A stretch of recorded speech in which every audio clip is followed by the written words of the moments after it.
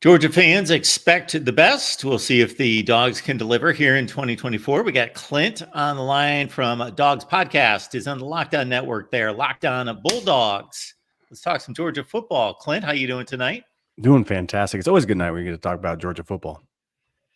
Absolutely. It has been a lot of good nights and a lot of good days for Georgia football for the last 7 or 8 years. That's right. No question about that. And they have kind of unofficially taken over as the gold standard of college football. So why don't we go big picture before we grind down to position battles and recruiting and so forth? Because, of course, Nick Saban in Alabama, a thorn in the side, and they have been the standard and the thorn in everyone's side that have aspired to a championship. But now it's Georgia. And they are the consensus number one team. If you look at program rankings, I'm going to deliver mine pretty soon. And spoiler alert, Georgia's going to be number one as a program. However, I got to say that SEC championship game, while most people thought that this was the best football team in America going into the game, and a lot of people, even after Michigan won the national championship, thought, that Georgia team, man, we would have loved to have seen them on the field as well. They only lost by one score in Atlanta, Clint, but at the same time, it was like Alabama kind of controlled that game. They were up by a score, then they took it to 2, and then it was back to 1. And it wasn't a situation that they had to hold Georgia out of the end zone in the final minutes. They pretty much took it down to a 1-score lead and just ran out the clock and took control of that final half of the fourth quarter. So that had to be a slightly alarming to Georgia in particular. Yeah, absolutely. That SEC game really showed one thing. And I don't know, Daniel and I still talk about, my co-host and I over on Lockdown Bulldogs, we still talk about to this day what happened, but Alabama absolutely punched us in the mouth and kept doing so over and over and over and controlled the line of scrimmage and the trenches. The offense showed up admirably in that game. Carson Beck, his efficiency rating in that game was just fine.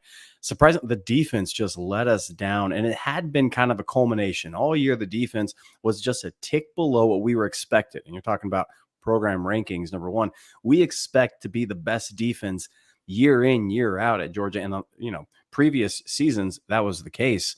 All of a sudden, last year comes around, and the defense was suspect in a couple of tight situations, and no more suspect in that SEC championship game where, Alabama just mauled and ran the ball and didn't have incredible running backs. And Milroe did not, he hit a couple of passes that were on time, but they just controlled and Anaconda suffocated. They did to Georgia what Georgia had been doing for years. We call it the Kirby Death March, where he gets a lead. He doesn't care about score. Kirby just does not care about beauty pageant points. And he'll just say, all right, Tennessee, I'm up a couple touchdowns. Guess what? I'm just going to choke the life out of you. And we're going to end this game right now in the beginning of the third quarter. And you're not going to be able to come back on us. Alabama flipped the script, did that. It was alarming. That's why you see things like Dumas Johnson going to Kentucky. Dumas Johnson did not go to Kentucky because he had a better opportunity. He was informed. We have some guys we're going to be playing at linebacker, Pop, and if you want to get playing time, it's going to be elsewhere. Clear as day. And a couple other cats, same exact situation. Kirby cleaned house on the defensive side, brought in some exciting coaches as well. We saw a couple changes in off-field roles as well. And I think there's a revamped effort with Glenn Schumann on the defensive side to really say, no, we know where the pain point was, and we're going to rectify it. Now, the good news is we have a plethora of talent inside linebacker. Huge question mark defensive back. We lost all the production in defensive back room. My goodness. You just look at the snaps and the games played. It's going to be a work in progress, but I think they did enough moves this offseason that really is going to rectify that problem that we saw exposed in that SEC game. And Clint, you mentioned a name like Jamon Dumas Johnson, and to the person like myself who knows Georgia football pretty well, knows the personnel, watches the games, but I'm not covering it like you are day in, day out. I'm not watching the UAB game. I'm watching the 6, 7, 8 games that matter, something in that range. You get comfortable and used to these names, and you just figure they're doing the job. This is one of the best defenses in the country. So when he transferred and then you learn that he got shoved out the door, you figure, wow, this guy can play. He's a talented player, but not good enough. We can do better. Yeah, that's exactly right. It's wild to think about. This is the embarrassment of riches that Georgia has come to expect with Kirby Smart, best recruiter in college football, year in, year out. There's certain players that want to go play for legacy or want to stay close to home, and you got kind of really out of nowhere guys. Mario Cristobal down in Miami can pull players, and I don't know why they don't win. They don't do anything, but he can pull them down there in South Florida. You get Ryan Day able to do the same thing, Lincoln Riley, USC, but Kirby Smart, year in, year out, top 3 is always expected. Top 1 is always in play. And so, yes, when you have a leading tackler one year, and all of a sudden the following year, CJ Allen, Raylan Wilson, a couple of these names move him out because 4 or 5 3 5-stars are in the inside linebacker room right now, not starting. Like they're just stacked, waiting to go. It's because Kirby knows first and foremost it's talent acquisition. In college football, talent acquisition is going to win a lot of games. It's going to cover a multitude of problems. He knows that really well.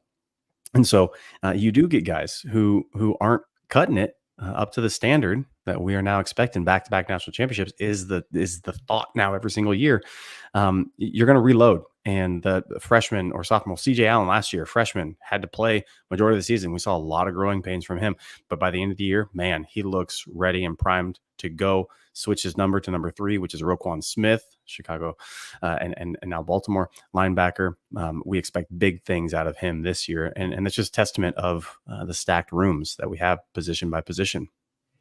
Voice of College Football here. Please like and subscribe. Get on over to Clint's Dogs podcast. It's typically Clint and Daniel getting together. Locked On Bulldogs. Deliver it on Twitter as well. You see the Twitter handle right there. Before we really grind down to 2024, you mentioned the name Ryan Day. I mentioned Alabama.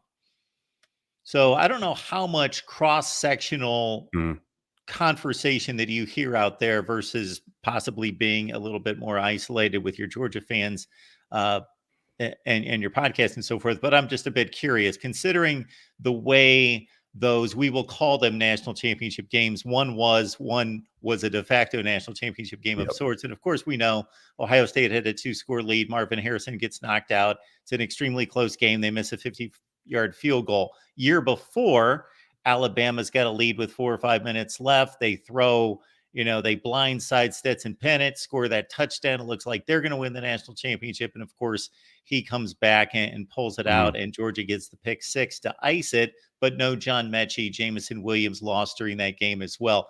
How many Georgia haters do you hear from, whether it be from those two fan bases or just that, hey, you guys get a little bit lucky in 21 and 22? Oh my gosh. We have learned. I did not know. Ohio State Buckeye fan. I did not know. And if you're listening to this, look, I'm a Georgia homer. I'm a fan. When people come on the podcast and like, you're just a homer, I'm like, you're dang right. Like, I love doing this podcast because I love being a fan of Georgia. Of course I'm a homer. It just so happens that I'm able to give some insight to it because I actually do know a thing or two about football, but I am a fan and we talk like fans. But man, Ohio State has just come out of the woodwork in recent years. And it's this Midwest. I lived in the Midwest for a hot minute. The Midwest pride is so deep out there in Ohio State and Michigan. There's this sense of just prestige when you talk of their programs, and so we have a good laugh. We try our best to poke fun at Urban Meyer, the chancellor of integrity, and how he's not. We make fun of that, but we also give credit. Man, I think Ohio State.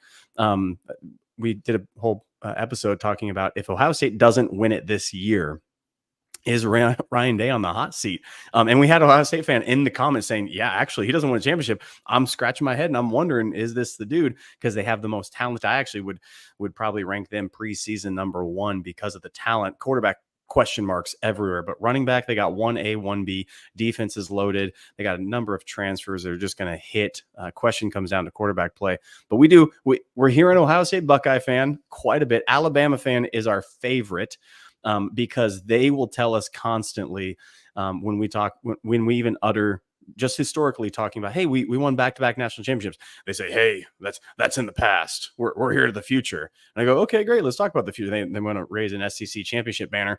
And Daniel and I are on a record of saying in the post BCS and now in the college football playoff format, SEC championships are not banners that we want to brag about. We want to brag about national championship because the playoff is the gauntlet that's there.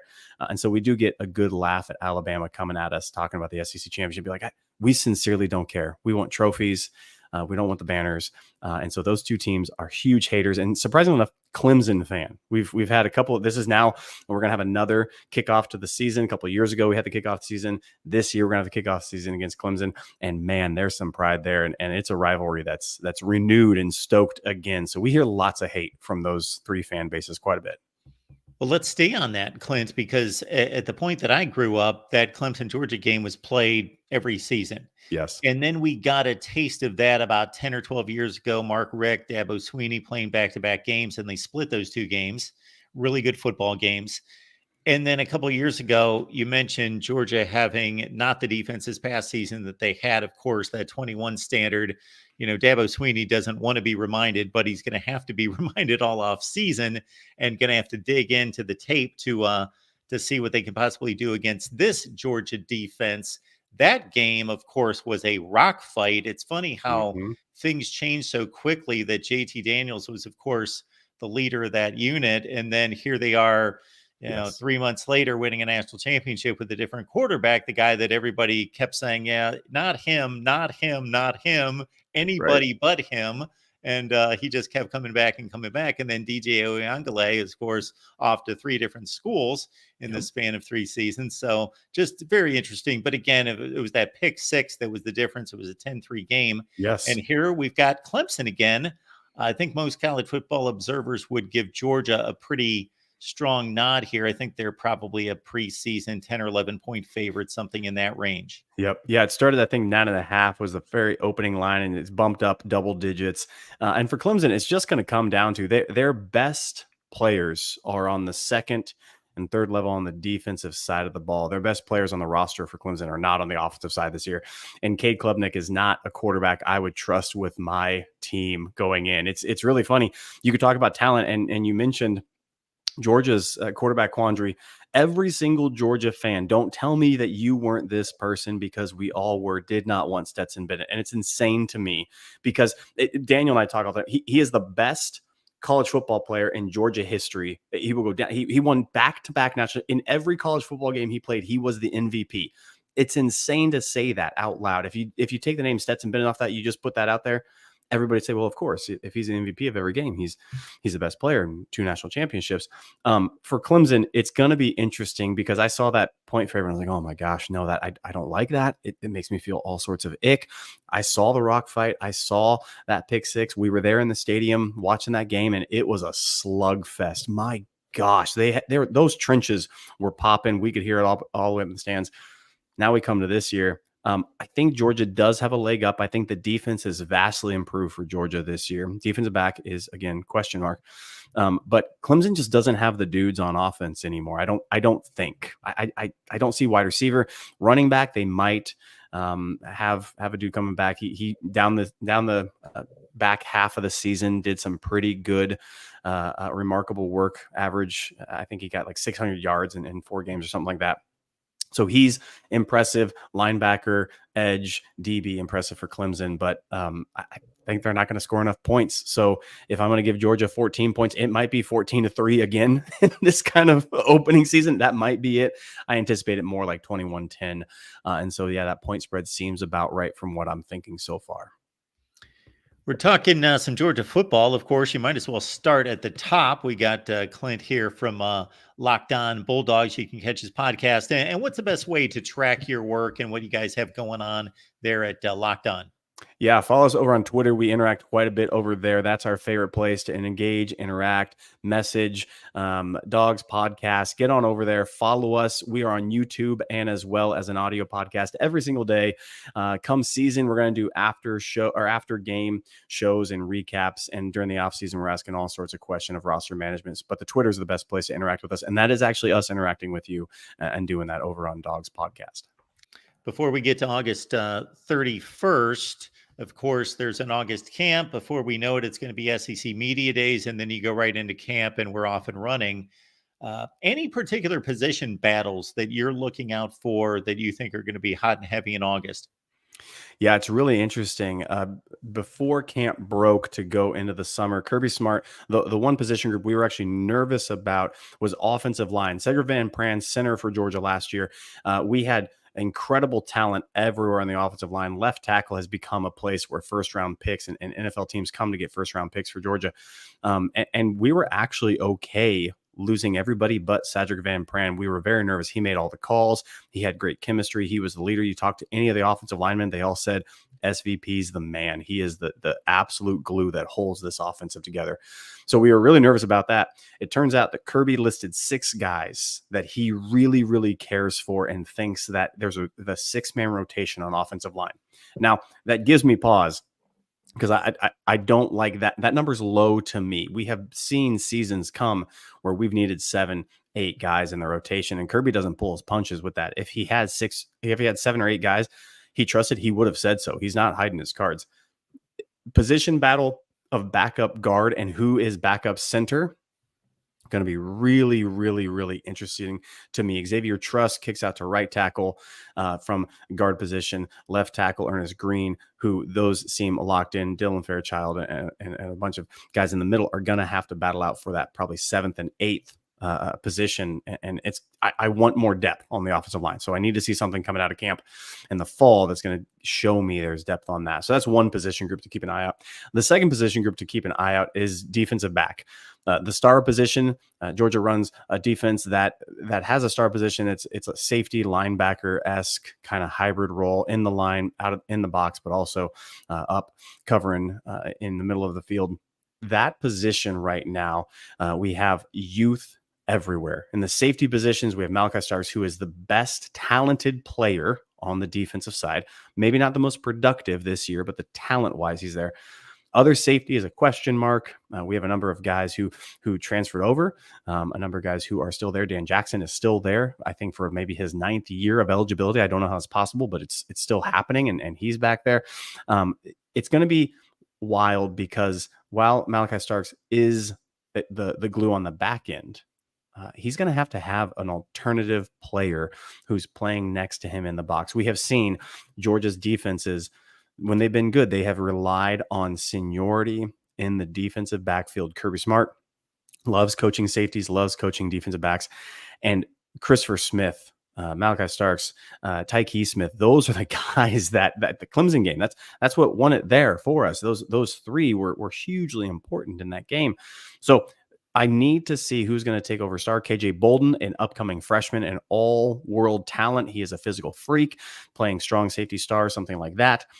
He is nowhere near ready. We saw him in G-Day, the spring game. He's not mentally ready. Physically, he's getting there. He's looking bigger and faster, but he just can't make the calls right now. Janelle Guerrero is another safety. We're expecting big things out of him. I think he's going to win a lot of position groups, but that's another one to keep an eye out for. And then lastly, offensive side, I think we have every skill position come up, but the one that's going to be interesting is the mix of wide receiver. We run about 8 deep wide receivers right now. That could be what we call starting. And when we say starting is you're on the field for play 1, but if you look at snap count, Kirby's done this year in, year out, where he might put somebody in. Mike Bobo might call an offensive scheme to start the drive to begin the game with a running back or a wide receiver that doesn't have the most snap counts, but for whatever reason, they wanted that particular look. We have 8 deep right now. London Humphreys comes over in the transfer portal. Colby Young comes over in the transfer portal. I'm very high on Colby Young. I think he is. I've called my shot early, kind of our shock and awe early predictions. I think he's going to lead this wide receiver group in touchdowns, not receptions or yards, but touchdowns. His catch radius is incredible coming over from Miami. I want to see, it's going to be interesting to see the rotation of that. Rah, Dom Lovett are guys who are coming back, who have absolute productivity, numbers, catches, yards to go with it. But it's a packed house. And to see who's going to take the receptions that Brock Bowers no longer has, 71, 75 receptions, got to go somewhere. And probably Oscar Delp's not going to be the Brock Bowers type that we all have grown accustomed to the last 3 years. It's going to go wide receivers. I'm interested to see who that is. So those would be the 3 groups I would focus on most of all. Yeah, what a loss in Brock Bowers. And rarely do you think of that guy being a tight end because who runs an offense through a tight end? Right. Brock Right. Bowers was just so incredible. Uh, and he really jumped off for me at the conclusion of what was that 21 near the stretch drive of 2021. And it was obvious to anyone who knew anything about football. Wow, this guy is special. Yes. And he just consistently was the man for the rest of his career. Yeah, that's exactly right. Brock Bowers goes down as the best tight end in Georgia history, the best tight end in college football history. You look at what he was able to do, productivity numbers, as well as just go look at the players who were drafted first round, drafted alongside him, who played against Brock that were made to look foolish by him. And I think it's insane. This is where NFL GMs, I swear, hate being employed. Just hate being employed because they will come out. Well, he doesn't look athletic. If you look at this numbers, I'm like, look at the tape of the guy you just drafted 9 spots ahead of him that couldn't defend him on an even playing field. And you try to explain to me logically how that works out. Brock Bowers is gonna just feast in a Raiders uniform. I'm gonna watch Raider games because he is must watch TV. Our offense just he made things happen. We call it an eraser on defense. Roquan Smith is an eraser on defense. You can screw up with 9 guys, but he can make a play just because he's so talented. Brock Bowers is that guy on offense. You can have a bad throw, you can have a bad executed play. Ball gets in his hands, and watch out. He may score on a busted play a lot in this league because nobody can match up against him. Brock Bowers is one of my favorite players of all time.